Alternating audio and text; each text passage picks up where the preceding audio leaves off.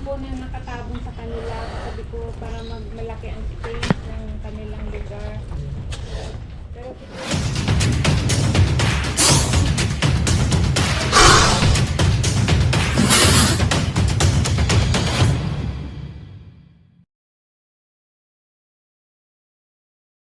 ito po yung drainage nyo, ma'am. So ano pong nangyari nung kinagat yung aso, ano po yung ginawa nyo kanina? Yung sinasabi nyo kanina na? Tuesday po kinagat yung aso ng ahas. Tinry ko siya kasi nakita ko siya nagsusuka. Tinry kong tulungan siya first. Binigyan ko siya ng honey. Nakatulong naman ng konti. Pero parang nilalabas niya yung marami siyang tunika. Pero siguro wala pang 30 minutes. Mga 15 minutes lang ata na na siya. Si Boomer. Si Boomer po. Pangalan niya? Mabait po siya. Sweet siya sa mabait akin. po yung aso nyo? Yan na po. Yan na yung puntod niya po. Ay, nilibing niya po dito. Apo. Pawa naman si Bait. Ito po yung drainage, guys. Dito posibleng dumadaan yung cobra from there. Kasi masukal kasi yan. Kapag nga umuulan, naghahanap sila ng sisilungan. Tip natin. Ma'am, tinakpan nyo lang ito, ma'am? Tinakpan kasi yung minsan pag bumabaha. Tayo pala. Tuyo, ma'am. Drain. Kaya pala drainage eh, tuyo. Bali, ma'am, pera mo, salamin doon. So yun na lang. Tingnan natin, guys, kasi dito nga dumadaan yung mga ahas. Hindi po, ma'am, yung salamin. Panahon. Salamin sa mata. Okay, maghanap ka ng salamin yung kanina sa box, yung nilinis natin yan. Kasya ba yan? Tingnan natin. Ito yung binasag nyo pa yun, oh. Tagal na nito lamang, ngayon mo lang binasag. Ito yung nakabasa. Pag walang yan. Ayun, oh.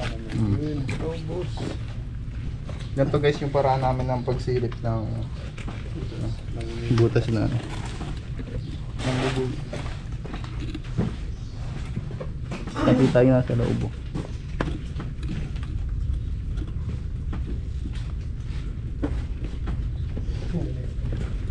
Wala naman. Ma'am, saan tatagos to, ma'am? Pwede, masisilip din kaya natin katulad nito. Nakasala. Wala pong Juntik. ito may butas silang ginawa pero Sarap pa.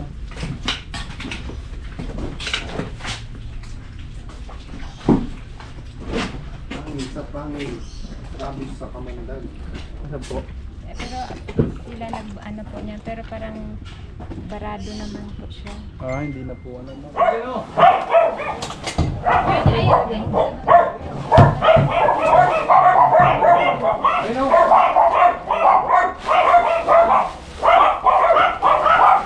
Yan yung inurong ko muli kaya siguro nasilip na kaso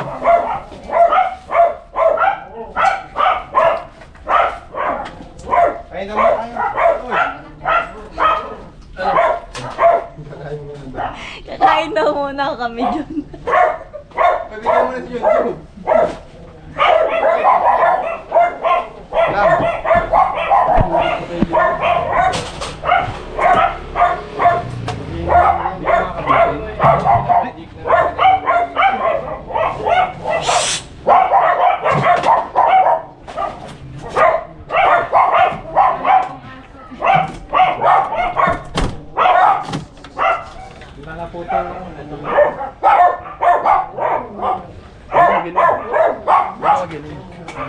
Lam.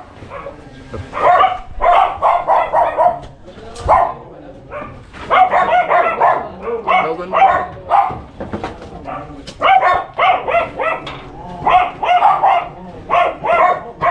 Kamandag lang. Pwede tayo na naman.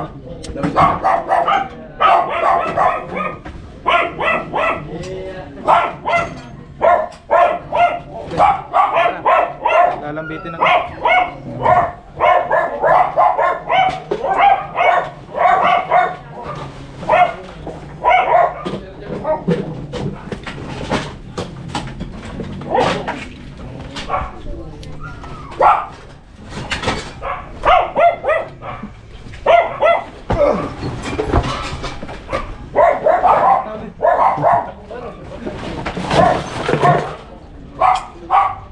Dito ka.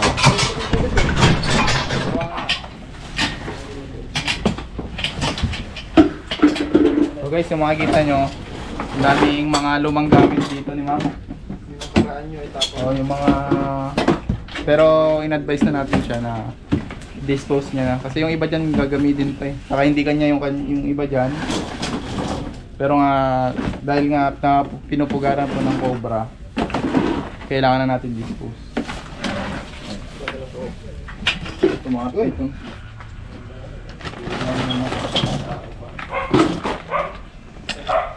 Siguro mga galing yan sa loob ng bahay.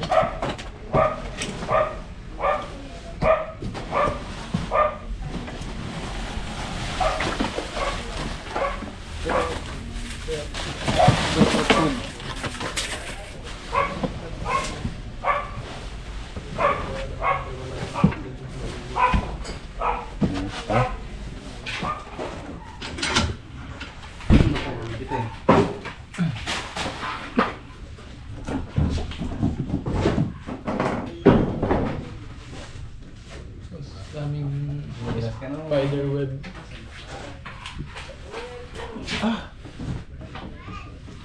Feels so good.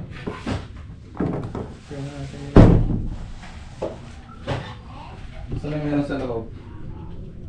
Kailangan niya malinis naman dito sa loob. Tawag ng hagdan bago ko gumalentong. Yun. Uy! Uy! Uy!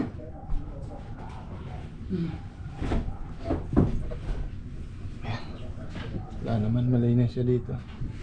Walang bakas ng daga sa taas.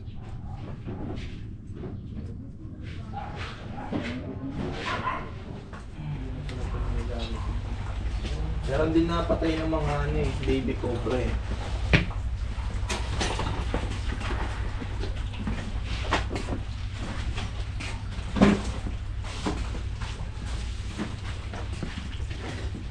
Isahan talaga po ngayon ng mga Labasan talaga Philippine cobra. Daling mga ganito. Ma'am, ano namin to? Pakilaman namin to, ma'am. Takot na akong lumabas ay pumunta kasi nga sabi ko Natatakot na rin pumunta dito si Madam. So, sure natin na wala nang cobra dito. I-clear natin lahat yan. Bawat sulok. Nakakaawa lang si Ma'am. Ma'am, ang anak niyo po yung nasa abroad. Ayun, yung tumawag sa atin guys is followers natin mula abroad. Ano pangalan po? si Renny Christian. Renny. Shoutout kay Idol Renny Christian. Nag-aaral po siya. Ayan, so kaya mag-alala dito. Hindi namin iiwan na may cobra pa dito.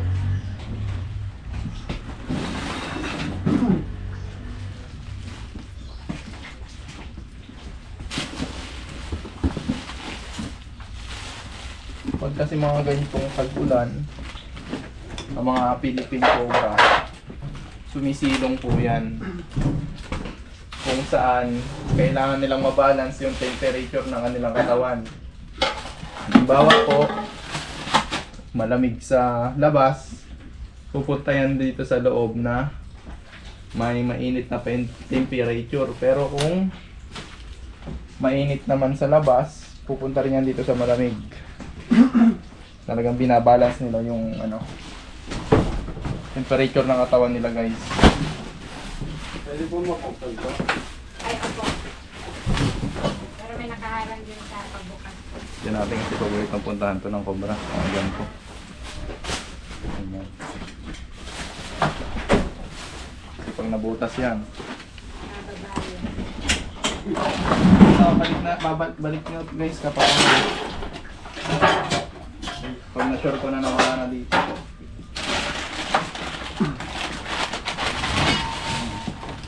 So ito po pala yung mga lumang gamit. Tinirahan na siya ng daga. Oo nga po. Tinirahan na.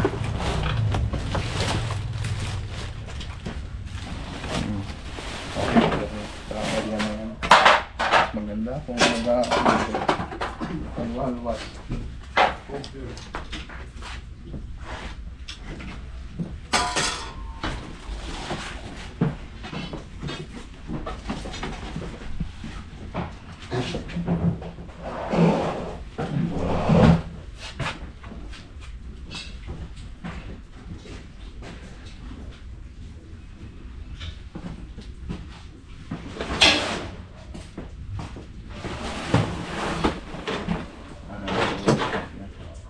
mga tol, mga pangyahanap tayo dito, yung ibang kasama natin. Naghahanap na rin. Para mas mapabilis po yung ating trabaho.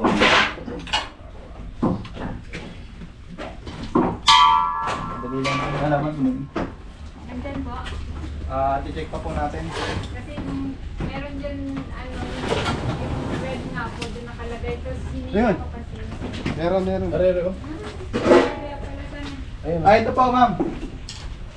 Okay lang din ako magbota. Sige mo, baka may lulusutan ng butas, ha?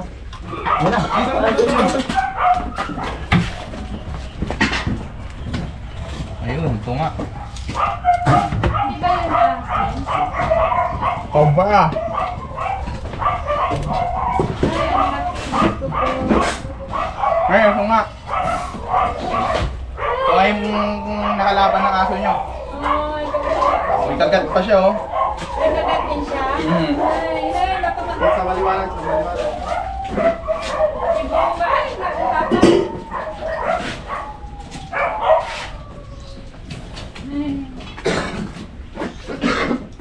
May kagat. Tama din, ma'am, oh. My God. Positive po, mga tol, na ito Wala yung na kaya kumagat. siyang iba pang kasama. Tignan natin, ay. Kasi may mga maliliit, eh. Posibleng may asawa yan. Ay, okay. So, guys, ay isang Philippine Cobra.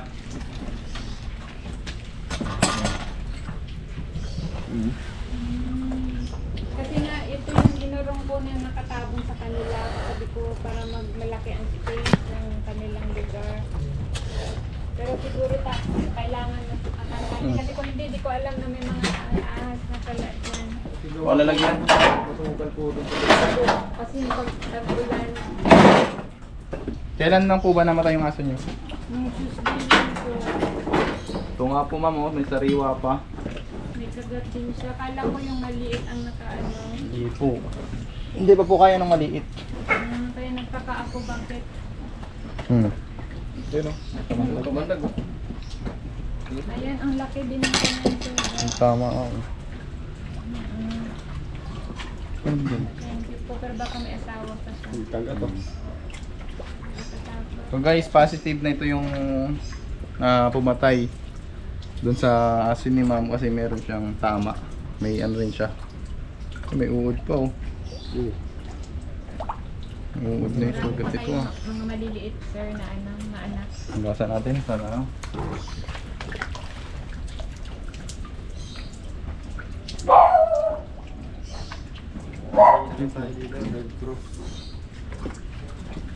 Sige mo, may butas na. Pag nahuli niyo po, saan sila? Surrender po sa Tara, tingnan pa natin dito. Nasa baka yung daddy cobra. Ay, Buhos na nga natin. Tama ko lang sa buhos. opo. Okay lang po. Ito. Paligpit na lang yan, ah. Kung wala na, kung wala nang laman.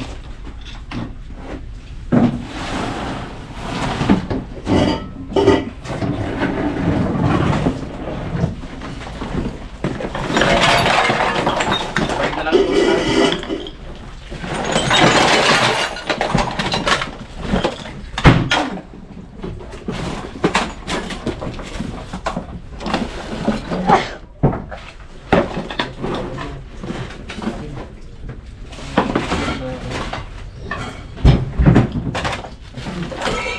Yung mga babasagin pa kasi yan.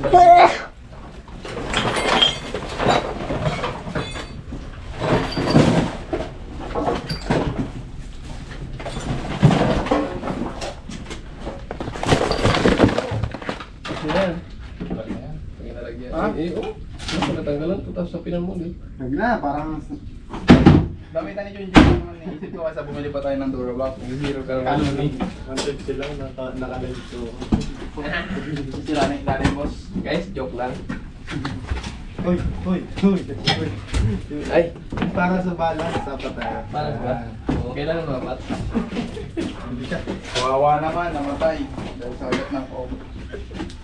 Ang bait pa naman. Pwede nga aso. So, yung pangalan? Ano pangalan? Ay, Yung napalitan na po. Kasi Huwag. Boomer lang. Hanggang Si boomer. Boomer. Namatay si Boomer dahil sa kagat ng cobra. Ano na, Ayan guys. nakagat. Ha?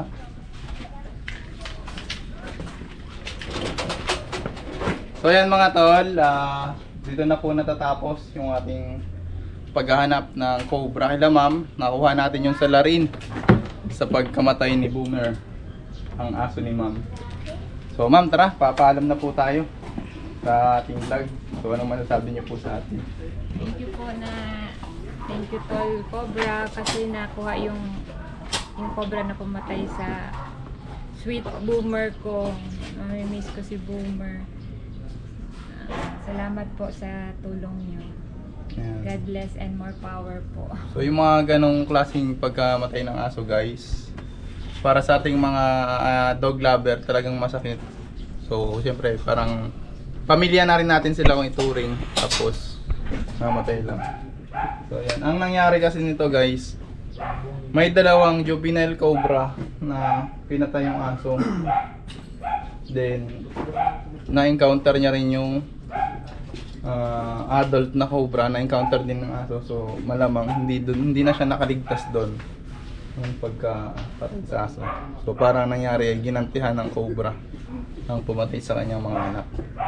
So yun yung gagawin nating title guys. So paano ma'am? Kami ay Wait lang po ate. so yun lang guys. Please like, subscribe, and share our video. God bless.